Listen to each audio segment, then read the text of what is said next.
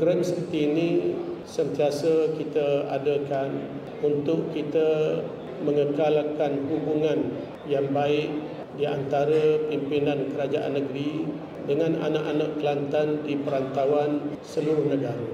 Kita kena rebut peluang dalam bulan Ramadan ini untuk melipat gandakan amalan-amalan yang baik. Bila kita berpuasa, kita kena benar-benar berpuasa. Kerana Nabi sebut, kam min sa'imin laisa lahu min siyamihi illa al-ju' wal 'atash. Ramai orang yang berpuasa tapi habuan dia dapat daripada puasanya hanya lapar dan dahaga semata-mata. Kerana dia puasa daripada makan dan minum sahaja. Tetapi dia buat perkara-perkara yang boleh membatalkan pahala puasa. Dia ada dua perkara. Yang pertama, kita tidak boleh buat perkara yang membatalkan puasa. Yang kedua, kita tidak boleh melakukan perkara yang membatalkan pahala puasa. Di antara yang membatalkan pahala puasa ialah kita bercakap bohong. Bercakap bohong kadang-kadang dianggap biasa. Tak boleh. Man lam yada' qawla zu' wal 'amala bih falaysa lillahi hajatun fi an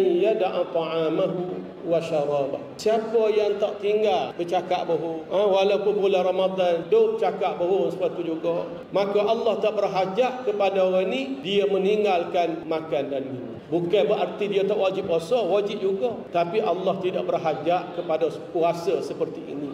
Kita kena ingat, kita nak tulis apa, kita nak cakap apa pun, kena ingat semua dicatat oleh malaikat. Wa kullu insanin alzamnahu ta'irahu fi 'unuqi wa nukhriju lahu yawmal qiyamati kitaban yalqahu manshura iqra' kitabaka kafa bi nafsika al-yawma 'alayka hasiba. Tiap-tiap orang Allah Ta'ala sebut. Tiap-tiap orang termasuk kita. Fakullu insani alzamnahu ta'irahu fi 'unuqi. Kami kalungkan nasib dia atas batang tekak dia.